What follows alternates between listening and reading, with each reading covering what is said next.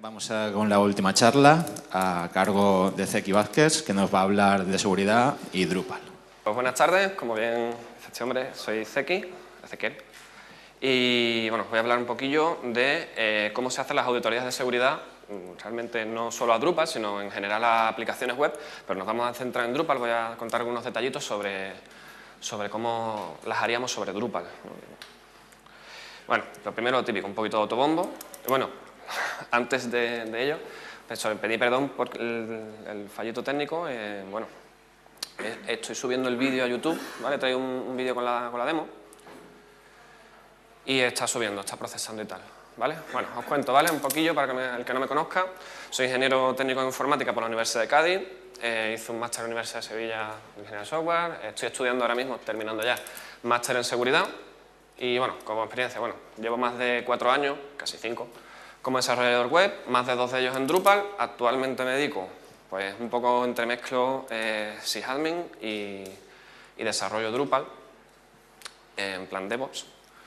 Y bueno, también he tocado Python, C++, me gusta bastante la programación para redes. Y bueno, de aficiones, siempre me gusta mencionarlo un poco, ¿no? Porque no solo estamos aquí a nivel técnico, sino a nivel personal.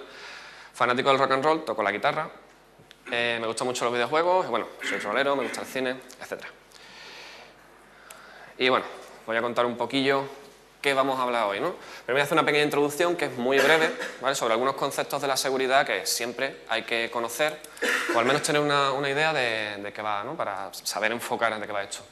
Después voy a contaros una pequeña historia, también algo muy ligerito, para poner de relevancia por qué es importante la seguridad en el desarrollo de cualquier aplicación o de sistema informático, y concretamente una aplicación web. Después nos vamos a centrar, el grueso de las charlas, repasar la guía de testing de OWASP, ¿no? Vamos a describir todas las técnicas que propone.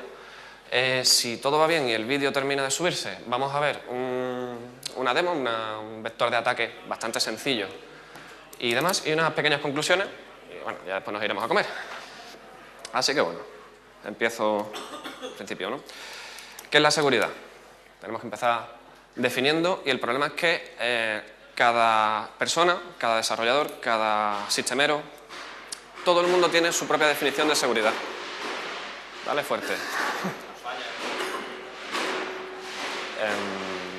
Bueno, yo voy charlando, ¿vale? Lo que tenemos... perdón, tengo que retomar un poquillo el hilo. La seguridad, todo el mundo tiene una definición para este concepto, pero lo principal es que se cumplan estos 4 puntos que tenemos aquí, ¿vale? En primer lugar, la confidencialidad, que consiste en que la información de un usuario solo pueda ser accedida por un usuario, por ejemplo, ¿no? Es decir, que no pueda ser accedida por terceros, los cuales no tengan permiso, claro. La integridad significa que si yo guardo una información, nadie que no esté autorizado a ello tiene por qué modificarla. Lo que es la disponibilidad, bueno, se trata de que el sistema esté siempre accesible, dado que si no tenemos el sistema accesible, no es seguro, no tiene funcionalidad, no podemos trabajar con él. Y... ¿Me escucháis bien? ¿Se me escucha? Pero si se me escucha me vale, si estoy hablando aquí para nada, pues... Buena traca. No cierres, si ya he acabado. En fin. Total. Y la autenticación, estamos hablando, ¿no?, de que alguien que no está autorizado no puede ver o no puede modificar la información y tal. Ya no cierres, si ya he terminado. La autenticación simplemente se trata de un mecanismo para saber que la persona que está accediendo a nuestra información es quien dice ser. Vale, lo bueno que tiene esto es que ya se me han quitado los nervios. Bien, al lío. No solo las 4 pequeñas definiciones son importantes, son los pilares, ¿no?, la base de la seguridad, y estos pilares se condensan en estos principios básicos que siempre hay que cumplir, siempre hay que tener como objetivo cumplirlos, ¿no?, en nuestros desarrollos, en nuestros despliegues y demás. Básicamente se trata de seguridad en profundidad, significa nuestra seguridad, la seguridad de nuestra aplicación no tiene que estar solo a un nivel, a capa de aplicación. Tenemos que vigilar la red, tenemos que vigilar el sistema, la arquitectura, tenemos que vigilar los servidores, la aplicación e incluso la información de la base de datos.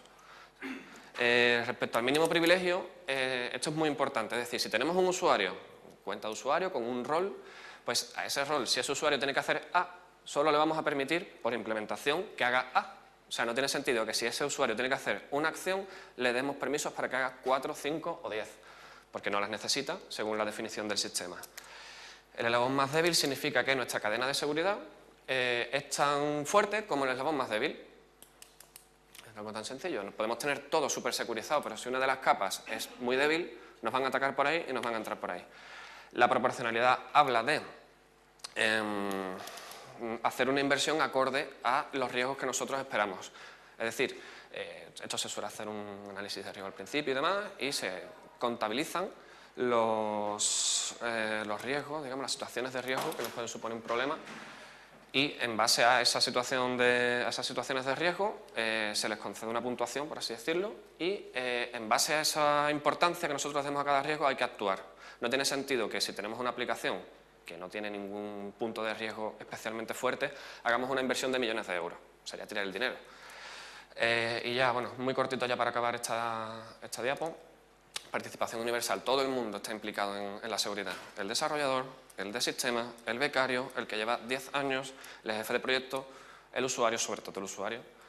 Todo el mundo que participa en el proyecto tiene que participar también en la seguridad. Y bueno, por supuesto, de aquí se deriva que la seguridad hay que pensarla cuanto más atrás en el ciclo de desarrollo, mejor. Y hay que integrarlo con todas las fases. Bien, ya, como os conté antes un poquillo, cuando repasamos el índice, os voy a hablar un poco de la guía de testing de OWASP. OWASP es una fundación sin ánimo de lucro que está distribuida por todo el mundo, aunque las sedes principales las tienen en Estados Unidos, y a lo que se dedica básicamente es a fomentar la seguridad, concretamente de aplicaciones web, aunque también hay algunos proyectos que están empezando a tocar ya seguridad en móviles y demás. Como digo, se organizan proyectos, ¿vale? A nivel de cada país. Bueno, por ejemplo, en España es una asociación de profesionales y dentro de un par de semanas o 3 tienen una reunión, el meeting anual en Barcelona. Bastante interesante porque hay ponentes de bastante talla. Y bueno, lo que nos vamos a centrar de OWASP es en la metodología de análisis de seguridad, es decir, qué es lo que hace un auditor de seguridad o un hacker, ¿vale? Tomando como hacker a un señor que no está autorizado a hacer cosas y que va a intentar vulnerar nuestra seguridad, la de nuestra aplicación, ¿vale? Pues la metodología que propone OWASP para hacer las auditorías de seguridad. Bueno, ya acabada esta pequeña introducción teórica, ¿vale? El vídeo ha petado. Nos vamos a quedar sin demo, pero bueno, tengo un plan C. Bueno, os voy a contar una pequeñita historia para que todo el mundo entienda un poco por qué es importante la seguridad, ¿vale? Vamos a suponer que tenemos un proyecto, ¿vale? Y bueno, tenemos nuestro jefe de proyecto. Este señor, pues es un tío que tiene, bueno, todas sus cosas muy claras, ¿no? Él sabe perfectamente lo que quiere, él ha estado durante el desarrollo del proyecto y ya tiene su proyecto en producción, ¿no? Nosotros hacemos webs, las pasamos a producción, el cliente gana dinero, este señor pues le gusta destruir planetas, en fin, tenemos nuestro proyecto en producción. ¿Qué analogía tiene la estrella de la muerte con una página web? Que es accesible por todo el mundo. Es decir, una página web, el problema que tenemos es que todos los visitantes son potenciales atacantes, todos. La estrella de la muerte está en mitad de la galaxia, en mitad del espacio, cualquiera puede llegar y bueno, suponemos que llega un tío, ¿vale? Y dice, bueno, pues a mí no me gusta la estrella de la muerte, no me gusta ese proyecto. Yo voy a intentar destruirla porque no quiero que destruya más planetas y demás. Después resulta que es el hijo del jefe de proyecto, pero bueno. ¿Qué le vamos a hacer? Suele pasar, suele pasar. Y resulta que nuestro hackercillo pues descubre que nuestro proyecto en producción tiene una vulnerabilidad y sabe cómo atacarla, ¿vale? Y si no sabe cómo atacarla, pues resulta que el tío es un crack, desarrolla el exploit y ataca nuestra vulnerabilidad. ¿Cuál es el resultado? Que se convierte en Chocapic. Tenemos nuestra estrella de la muerte destruida, nuestro hacker pues cubierto de gloria y a Darth Vader muy mosqueado. En fin, creo que con esto queda un poquito claro por qué es importante la seguridad. La estrella de la muerte, que se supone que es el arma definitiva y tal, por un boquetito le entran 2 láser, ¡pum!, fuera. Entonces, nuestras aplicaciones web son lo mismo. Como tengamos un boquetito en el que quepa un rayo láser, pues bueno, quien dice un rayo láser dice un buffer de 16 bytes. Bueno, vamos a centrarnos ya a lo que venimos, ¿vale? La Testing Guide. La guía de testing de OWASP, ¿vale? No es más que un documento, va por su versión 3 en la estable, se está haciendo ahora mismo la versión 4ª. Un documento en el cual se explican las distintas técnicas. Primero, define el Testing Framework, esta es la estructura un poquillo que sigue. Define el Testing Framework, que no es más, hay que evaluar este aspecto de nuestra página, ¿no? de nuestra aplicación web. Y después, en base a cada aspecto, pues desarrolla una serie de técnicas que se pueden probar y que suelen resultar eficientes si no tenemos cuidado a la hora de desarrollar.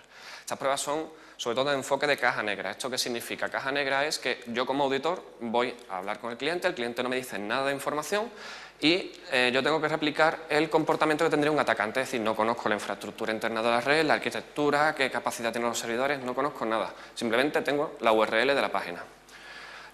Por contra, los enfoques de caja blanca, tú te sientas allí con la administradora del sistema, los desarrolladores y te dan toda la información que quieras. Las pruebas de caja blanca tienen la ventaja de que es mejor para averiguar más vulnerabilidades, dado que tienes toda la información, puedes explorarlo todo. Las de caja negra son más realistas.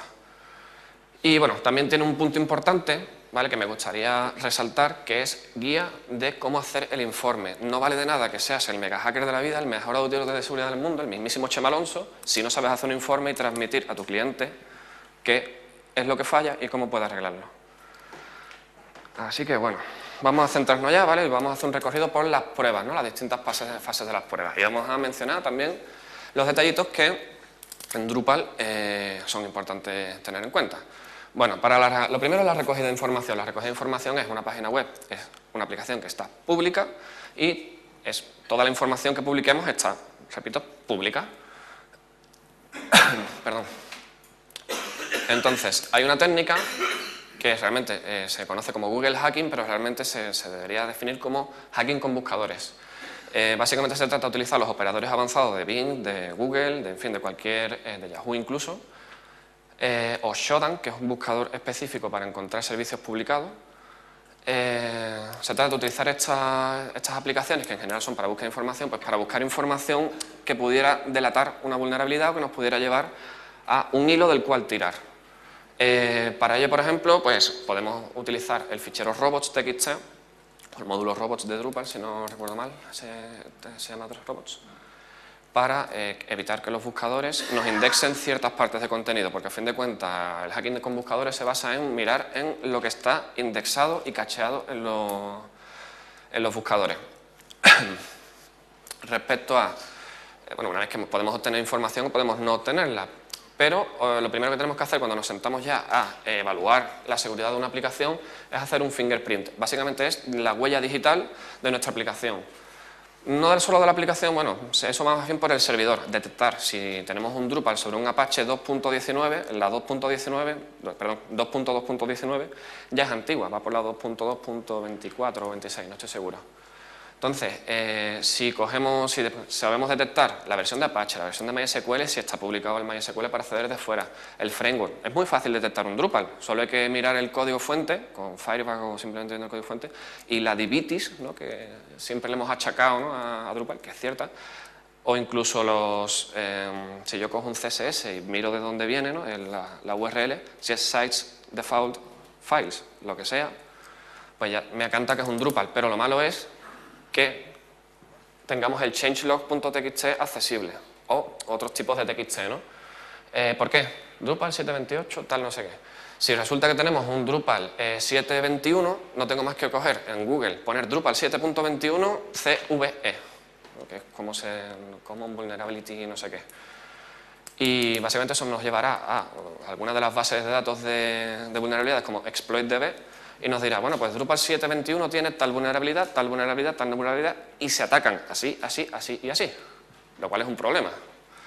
Bueno, y ya por mencionar, se suelen utilizar spiders, robots, o sea, bichitos, son programas que los lanzamos en la URL raíz, se encarga de seguir todos los enlaces que encuentra y almacenar todos los posibles puntos de entrada, parámetros get, los valores post de los formularios. Todos son esos posibles puntos de entrada en los cuales después vamos a lanzar a herramientas automáticas como Burp o Zap, que son proxies, es decir, yo me levanto el Burp, por ejemplo, configuro mi navegador, ¿no?, en el caso yo utilizo Firefox, es la que suelo utilizar, para que las peticiones antes de salir de mi ordenador pasen por Burp y después ya vayan a la página web. Y Burp se encarga de coger todos los puntos de entrada, en fin, comprobar si son vulnerables a XSS, tal. Lo malo de utilizar la Nikto 2 es una herramienta que la lanzas en remoto, digamos, no es un proxy. En fin, con esto también mencionar que las herramientas automáticas no son la panacea, simplemente son una guía y un primer paso para tener una visión global de nuestra auditoría. Bien, siguiente tema, pruebas sobre configuración. Perdón. Tenemos que comprobar la configuración que se ha aplicado al servidor, ¿vale? En este caso esto más para la gente de sistemas que para la gente de desarrollo. Pero, por ejemplo, ¿no? Fallo muy común, los métodos HTTP, ¿vale? Que se han permitido. Si tú tienes tu Apache, lo tienes mal configurado y permites que cualquiera, ¿no? Como aquí en la imagen, método public delete, estamos permitiendo que cualquier persona nos borre ficheros remotamente en nuestro server. Y si borramos en un Drupal index.php, no tenemos Drupal, por ejemplo. Bueno, hay algunos métodos como put, ¿no? Es para subir ficheros, delete lo borra, trace nos lista lo que son los métodos, no, será options. Pero bueno, son métodos peligrosos y que deberíamos limitar. De hecho, Drupal funciona solo con get y post, no necesitamos nada más. Respecto a la gestión de extensiones, bueno, se trata simplemente, enlazo un poco con lo que hay por aquí, en el cuarto punto, tenemos que tener cuidado y limitar en el htaccess, por ejemplo, o en el virtual host, incluso mejor, cómo se tratan los ficheros de distintas extensiones. No tiene sentido que tengamos un .sql o un .sql.gz accesible a la gente en nuestro web. Hay que revisar muy bien la configuración de todo el stack tecnológico, el Apache, si tenemos PHP, cuidado con poner PHP 5.2, vamos a poner versiones que ya no estén obsoletas, el MySQL es lo mismo, hay que estar al día y hay que aplicar actualizaciones. ¿Por qué? Porque si no aplicamos actualizaciones tenemos software antiguo con vulnerabilidades, probablemente vulnerabilidades conocidas. Y bueno, herramientas que se suelen utilizar para comprobar la configuración y demás, ¿no? El Nmap. Yo desde fuera lo primero que hago cuando voy a hacer una entrada en una aplicación es escanear los puertos. ¿Qué pasa? Normalmente una aplicación web tiene que tener 80 y el 443, pero ¿qué pasa si tiene otros puertos abiertos? Lo mismo son posibles resquicios por los cuales me puedo colar. E incluso el puerto 80, si yo le tiro un reconocimiento de versiones con Nmap, me puede decir Apache 2.2.19. Uy, esta es vulnerable, voy a entrar por ahí. Y bueno, como mención así, para a nivel de sistemas ahorrarnos un bastante problema, podemos utilizar, bueno, primero configurar bien un firewall, tenemos los detectores de intrusiones y los Web Application Firewall, que no son más que otro tipo de detectores de intrusiones, IDS, por ejemplo Snort, o como Web Application Firewall tenemos Mod Security para Apache. Y se trata simplemente de que cada petición la pasa por una serie de reglas y si detecta un ataque, pues lanza una alerta y corta la petición.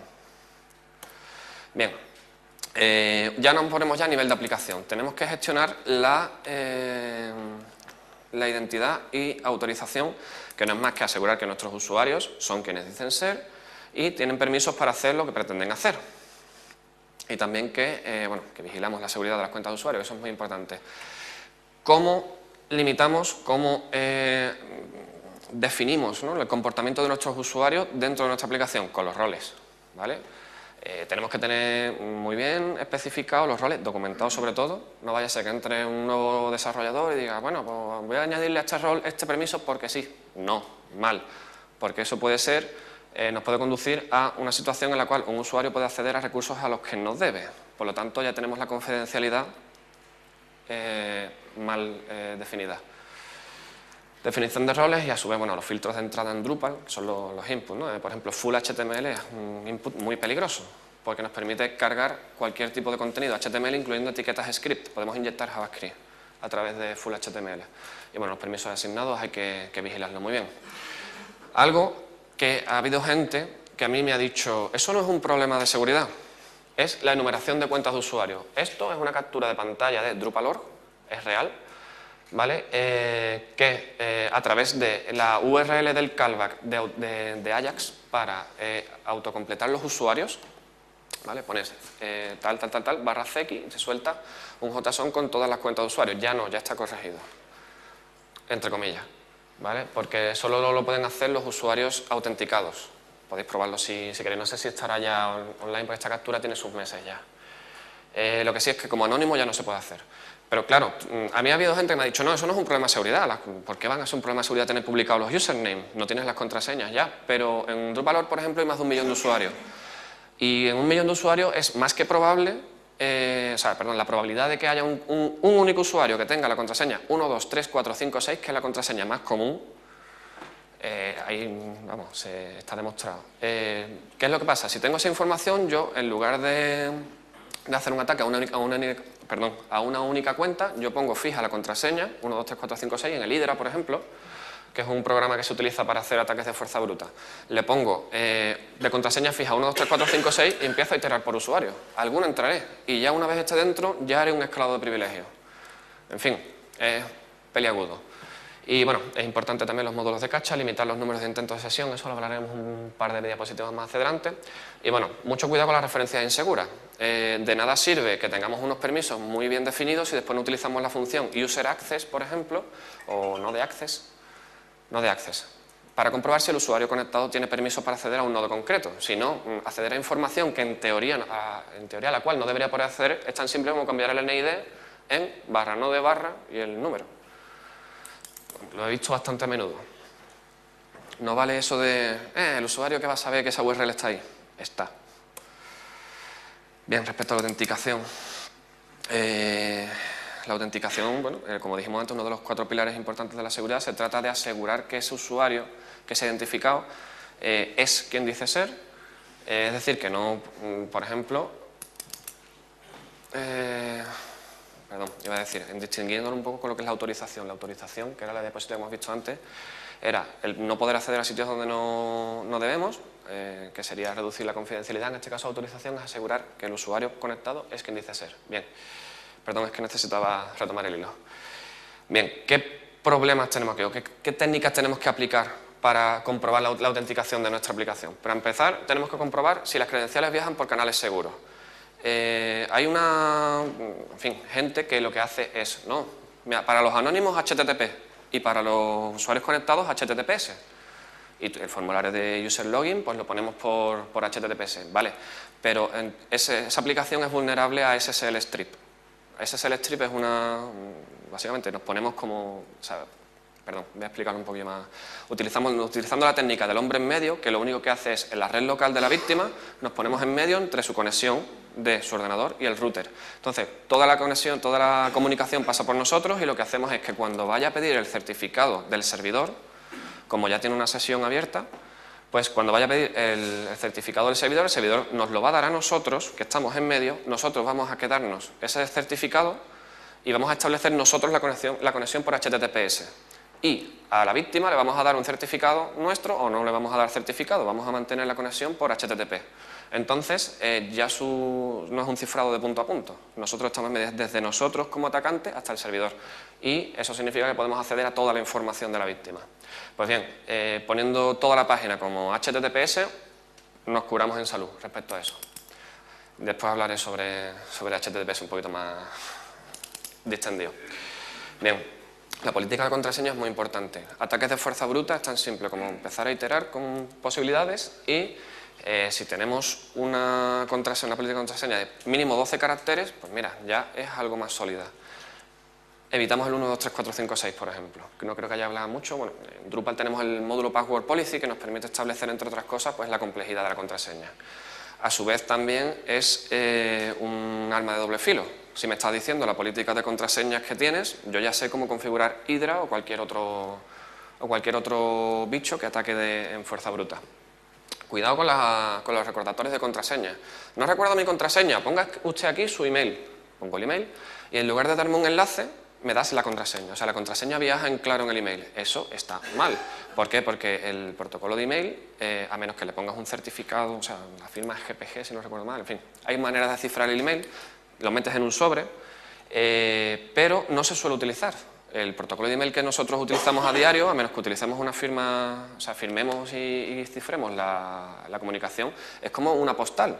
Es decir, el cartero puede coger, uy, una postal muy bonita, Valencia, es una ciudad muy chula, le doy la vuelta, recuerdos a mamá.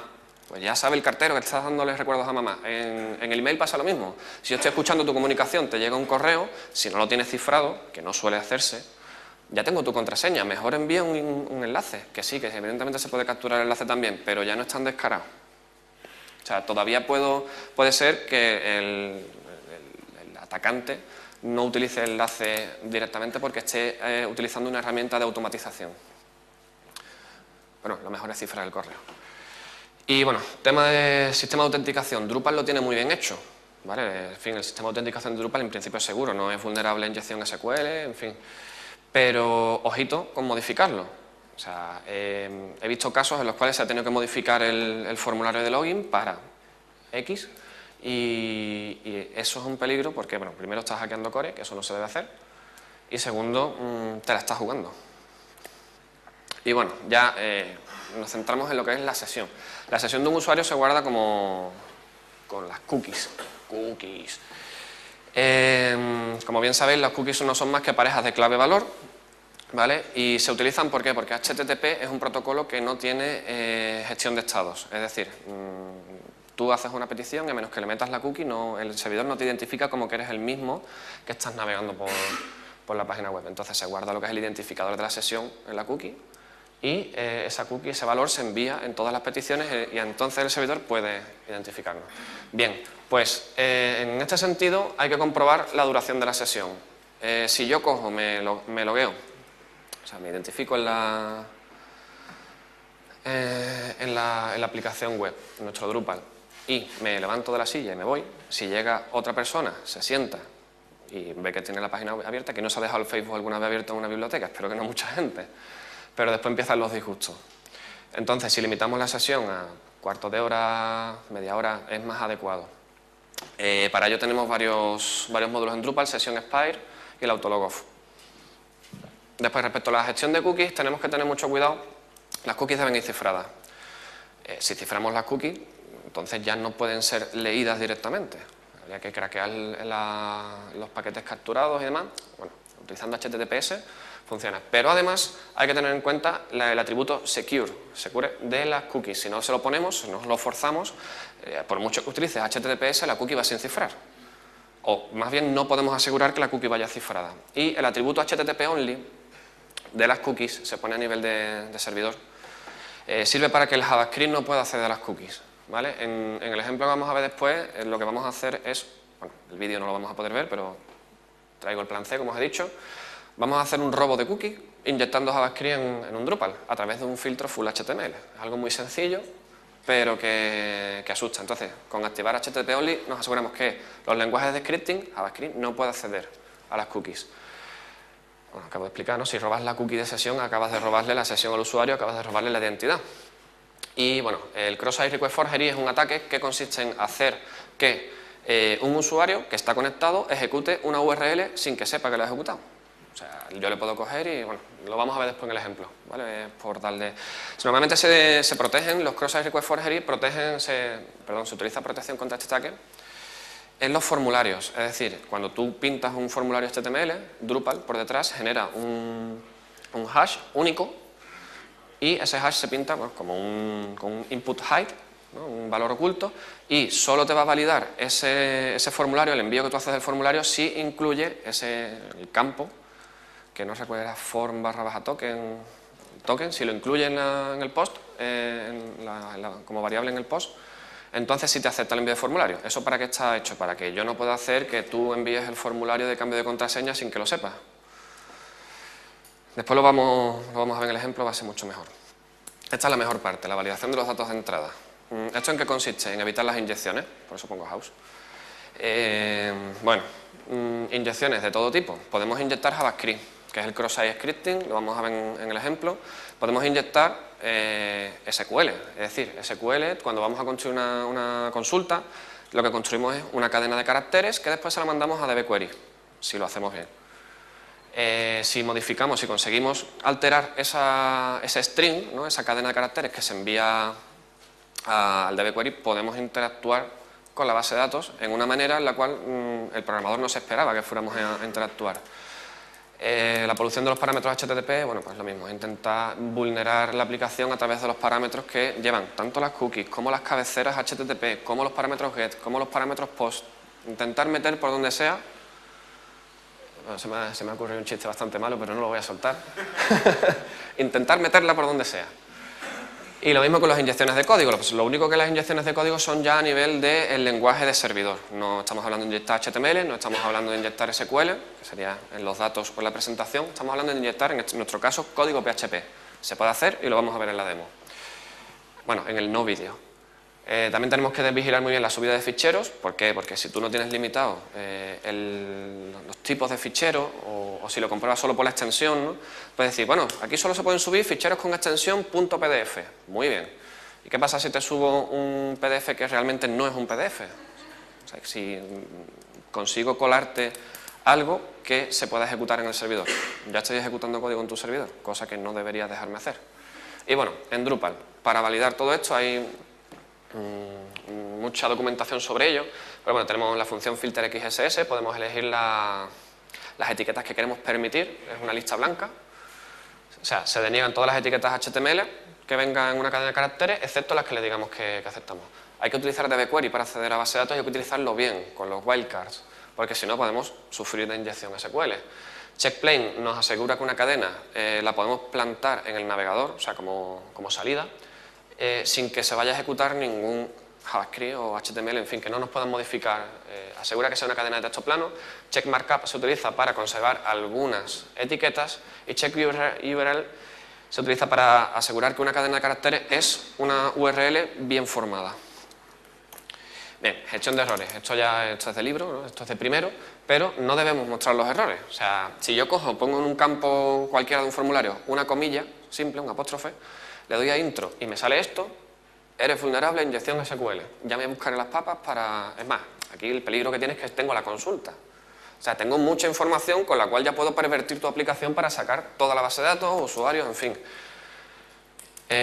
Por ejemplo, sacar el usuario root de MySQL, lo que es la contraseña, es trivial. ¿Por qué? Porque los hashes que utiliza MySQL para almacenar las contraseñas en la tabla mysql.user son una chorrada, o sea, tardan nada y menos con el John the Ripper, por ejemplo, podemos romperlo en segundos. En fin, pues por eso mismo, tenemos que tener mucho cuidado, ¿vale? Los códigos de error. Esto es un código de error. Y los textos de error. Si me voy a identificar en la aplicación y en el formulario de login pongo un usuario válido y una contraseña no válida, no me tiene que decir, la contraseña no es válida. No, dime que el login no es correcto. ¿Por qué? Porque ya sé que la cuenta de usuario existe. Parecerá una tontería, pero me puedo programar un script que empiece a probar y a lo mejor no tienes el fallo de views porque tienes el módulo actualizado, tienes los permisos bien puestos, pero de esa manera te puedo sacar la lista de usuarios y ya puedo empezar a divertirme. Y respecto, bueno, por supuesto mucho más grave es la exposición de trazas. Si estamos en producción, que no haya ningún tipo de información y prefiero un pantallazo blanco o un 404 en caso de que haya cualquier tipo de fallo. Se configura tanto a nivel de PHP como a nivel de la aplicación. Bien, y ya, bueno, los últimos testing, ¿vale? Hay que vigilar lo que es la implementación del HTTPS. ¿Por qué? Porque si no tenemos un corazón sangrante, el Heartbleed. Supongo que todos los que estamos aquí saben de qué va ese fallo. Bueno, 8 de abril 2014, hace nada, acaba el soporte de Windows XP. Dios mío, vamos a morir todos. Y además se descubre en el mismo día un fallo en el SSL, en el cifrado HTTPS, que permite robar la memoria, todo lo que haya cargado en la memoria RAM del servidor, en paquetitos de 64K. Pero eso se automatiza y tengo toda tu memoria. Tengo 64 GB de memoria y tal, vale, como tengan los usuarios cargados, o sea, cuando tú cargas una información que está cifrada, eso se cifra en disco, pero para cargarlo en memoria se descifra y se carga en limpio en memoria. ¿Quién va a acceder a la memoria? Pues podéis imaginar entonces la magnitud del fallo. El fallo consiste concretamente en un buffer overflow, es decir, para mantener la sesión del HTTPS y que no haya que hacer una renegociación del cifrado en cada petición del HTTPS, ¿vale? Como hemos dicho, es un protocolo no orientado a estado, pues tiene un pequeño latido de corazón que le dices, mira, te mando 3 caracteres, devuélveme los 3 mismos caracteres y bueno, así sabemos que los dos seguimos vivos, un latido que se llama. ¿Qué es lo que pasa? Que el fallo permitía decirle, mira, te mando la palabra perro, perrito. Le mandas perrito y le dices, dame 64K de memoria. Y el servidor era tan tonto que decía, perrito, venga, vale, pues te voy a mandar perrito y todo lo que haya por detrás, flash. Y empezamos a robar información de la memoria y bueno, ese es el fallo. Ya lo conocéis. Y ya sabéis por qué Peñasquito llevaba yo un corazón en la camiseta. En fin, también hay que comprobar los errores en la lógica de negocio. Podemos tener todo súper securizado, pero si nuestra aplicación está mal hecha, es decir, tenemos un bucle donde no debe y ese bucle se sale del rango y tal y nos permite ir a una zona de ejecución que no estaba en principio permitida, todo eso hay que comprobarlo. Eso es coger a los programadores y adiestrarlos un poquito. Si somos nosotros el programador, pues a estudiar, que nunca es tarde. Hay que hacer mucho testing también en el lado del cliente, modificar lo que es una vez que tú le has enviado al cliente un JavaScript, es tan fácil de modificar como abrir el Firebug y empezar a cambiar cosas. Y quizá alguna llamada Ajax no valide correctamente algo y yo, bueno, pues la aprovecho, modifico con el Firebug y le meto caña ahí. Y bueno, hay que tener cuidado, sobre todo, no solo web, lo que vengo a decir es que a nivel de servidor también hay que comprobarlo todo. Servidor, base de datos, todo, no solo en la aplicación web. Si tenemos una aplicación web súper segura, en un Apache súper seguro, en un Linux súper seguro, pero tenemos a la su vez un Tomcat que es vulnerable, todo nuestro stack es vulnerable. Digo lo del Tomcat por tener un Solar, supongamos, ¿no? Bueno, y aquí pequeño grafiquito, que es el típico, simplemente para poner relevancia. Esto está sacado de Cracking Drupal, ¿vale? Que es un libro que se publicó en el año 2009 sobre hacking a Drupal, en este caso a Drupal 6, y sigue siendo válido. Vemos que casi la mitad de los ataques son XSS. Guay, gracias. El XSS, lo que es la inyección de JavaScript, estos son la no comprobación de permisos de acceso, el Access Bypass, Cross-Site Request Forgery y inyección SQL. Ya los demás, bueno, lo tenéis ahí. Tampoco creo que haya que ser mucho más descriptivo. Bueno, sí, cuidado con el full HTML, de verdad. Bueno, ahora venía la demo. El vídeo he tenido... Mira, vamos a hacer una cosa. Después, el que quiera ver la demo, si hay varios interesados y demás, es una chorrada realmente, un ataque muy sencillo y lo voy a explicar ahora. Pero después, si queréis, podemos echar una cervecilla a la hora de la comida, lo ponemos en mi portátil y el que quiera decir, ¡ay, Dios mío, vamos a morir todos!, pues lo puede decir. En fin, sí, es que mi objetivo era que por lo menos una persona se echara las manos a la cabeza con la demo. En fin, bueno, ¿de qué va la cosa? Como os he contado, estábamos hablando de un Drupal recién instalado, Drupal 7, con un nodo tonto, ¿vale? Y los comentarios activados, pero en los comentarios con Full HTML, el filtro de Full HTML. Entonces, ¿qué pasa? Primero detectamos el XSS almacenado, tenemos el filtro Full HTML, podemos inyectar JavaScript. Bien, lo podemos detectar manualmente con el burp, con el proxy zap, la herramienta que prefiramos. ¿Vale? Ya que podemos meter JavaScript, pues vamos a inyectar un JavaScript, que nos permite robar las cookies, ¿vale? Y nos la envía a nosotros, ¿vale? A un servidor, que en este caso es 10.033, ¿vale? Lo que envío es un parámetro get con el document cookie. Document cookie es como accede JavaScript al valor de la cookie. Pareja clave-valor, pues ahí la llevamos. Básicamente la enviamos por get y hacemos el send.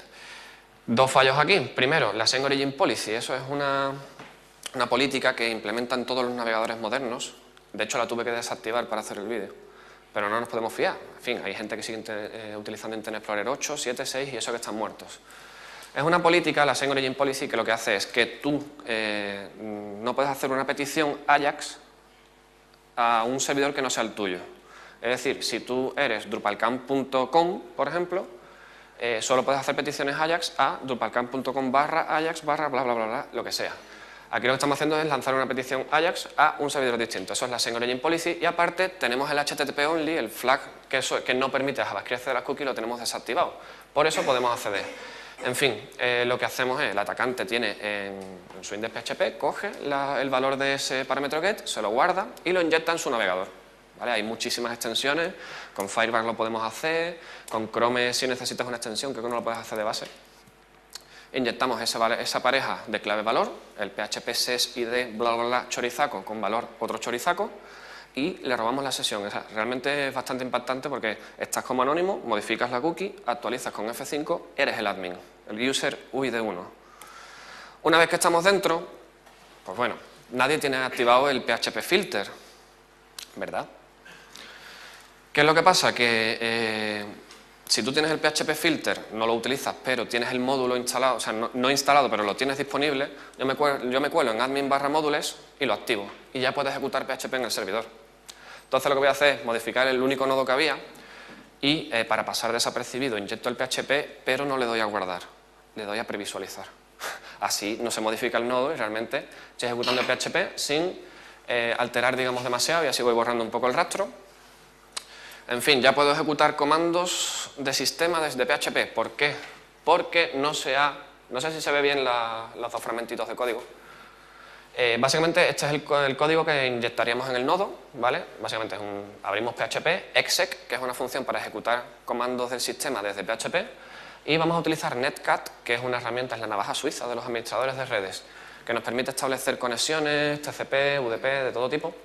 Lo que vamos a hacer básicamente a la IP 10.033, que es la IP del atacante, a un puerto no privilegiado, en este caso 4444, le vamos a enviar un bash, una shell, ¿vale? Y el atacante pues va a estar esperando con Netcat también, listening, -L listening, al puerto, mismo puerto. Entonces, ¿qué le vamos a hacer? El atacante está esperando una conexión en el puerto 4444 y en la página web, en el Drupal, voy a ejecutar una conexión que va a ir a este puerto 4444. Tengo ya la conexión, tengo la shell, tengo acceso al sistema.